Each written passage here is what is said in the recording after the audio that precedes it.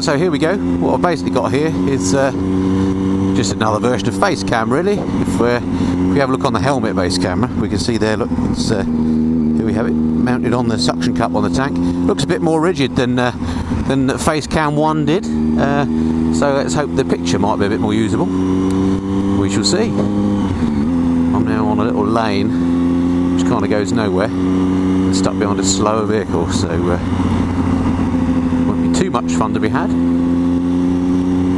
What an amazing sky today. I love it when the skies are like this. Just some fair weather cumulus at the moment, not a great deal of wind.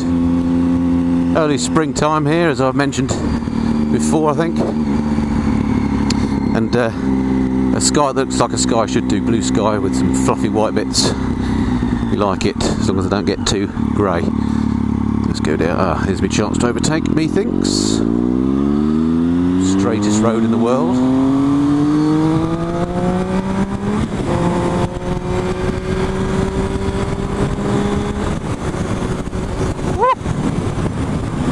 She is bumpy.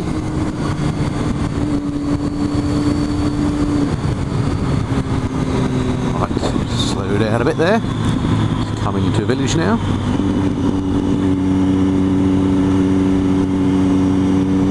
Just going to check and make sure my suction cup is good. Yep, nice and rigid.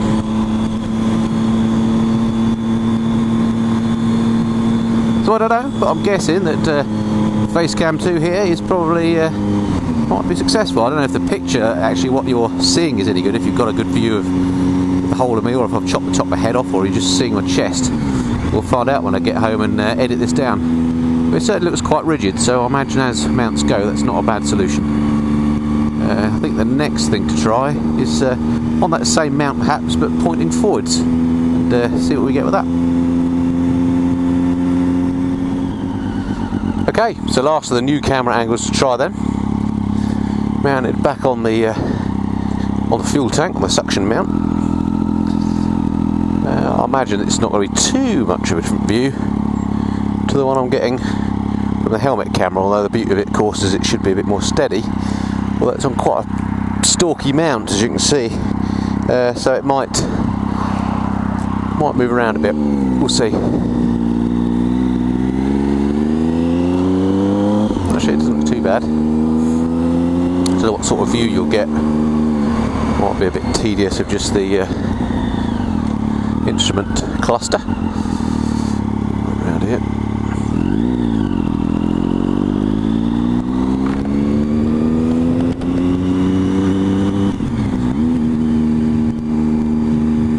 So this is where the crowds have come. This is what I call New Amersham, but I think actually it's called Amersham on the hill. Sorry, madam. Little tiny town in South Buckinghamshire.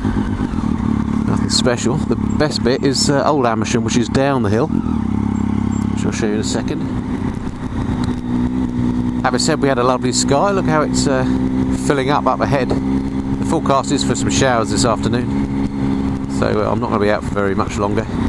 Those clouds are starting to look horribly grey. I certainly don't want to be rained on in my new leathers. Well, I haven't said that, it might help them look a bit more worn. It's a bit embarrassing. I bought these leathers about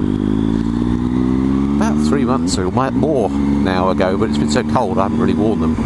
Now I've come out in them, but of course they're all spangly and new looking, and you really want a few oil spats and a bit of mud over them, and maybe the odd scrape to make it look used, so that's a bit embarrassing, but don't mind. So here we go, coming into Old Amersham now.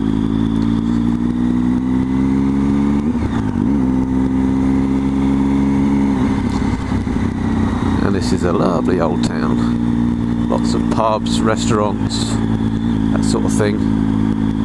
It's a bit of residential, but they're very old and tiny houses. Up here are a couple of pubs that were used in for weddings and a funeral, the filming of. Here's the church, Gilby's restaurant. Just here on the left is a fab little deli that go into from time to time.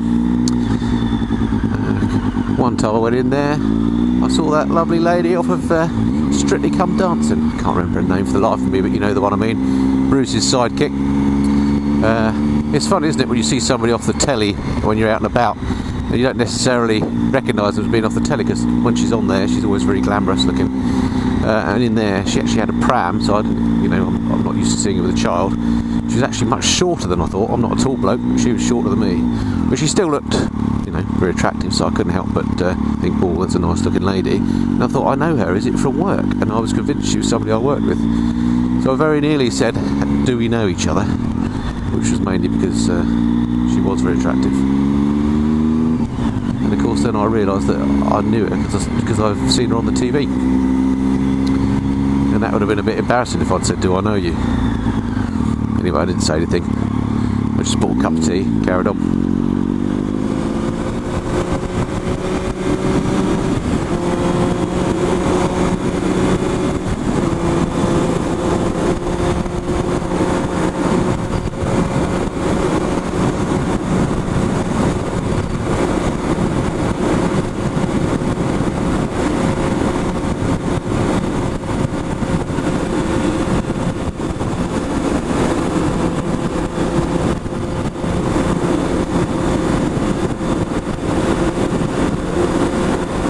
Nice daffodils.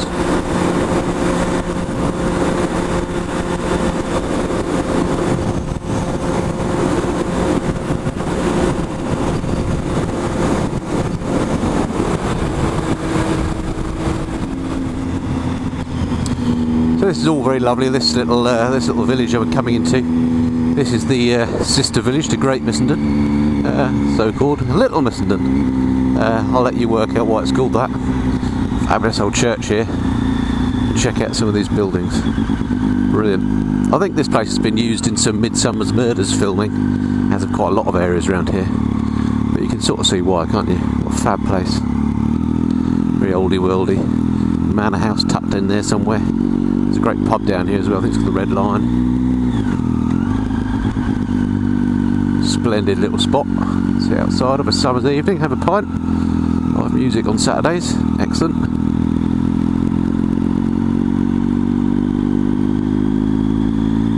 Pleasant walk. Hello. Oh, got a wave. Good man.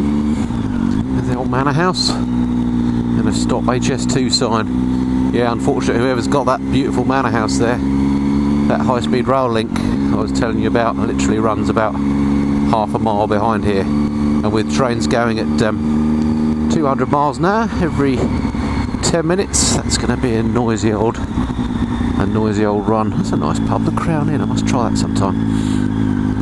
I forget about this village. I'm often thinking what pubs could be going outside of a summer's day. And actually, there's at least two here. This fabulous little spot here. Little pond. We love it. Yeah, sometimes nothing wrong with England.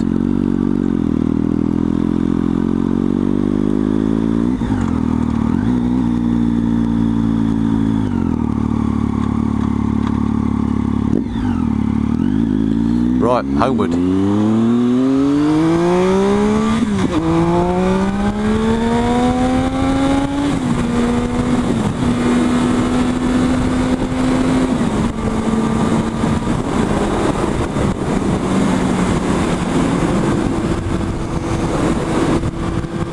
Is he a nodder?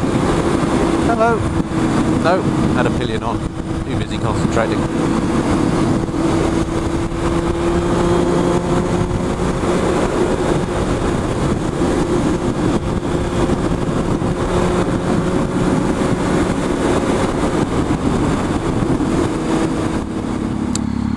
Wow.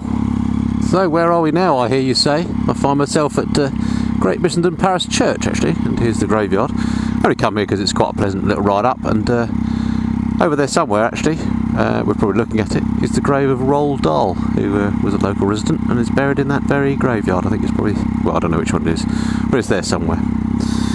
Okay, let's go home. What a splendid church, actually.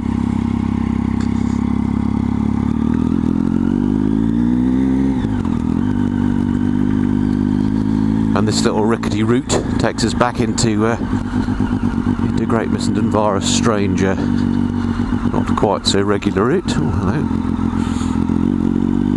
But there's some lovely old buildings down here, as you'll see as we come through. Try not to frighten the locals too much as they come down.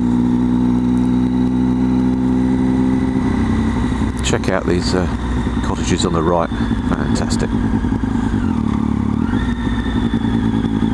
Look at those. Lovely jubbly.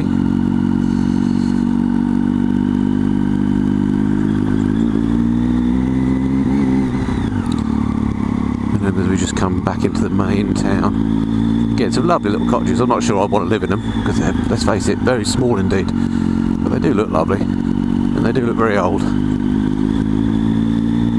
very English. Like it.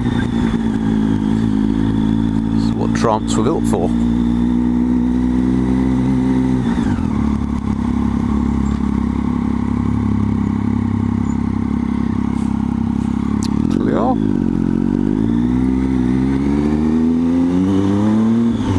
Okay, so that's about it for now as I come back through the main drag in Great Missenden. Hope you've enjoyed this little video. Look forward to doing some more for you again soon. Meantime, ride safe. Until then, this has been the Missenden Flyer. Cheerio.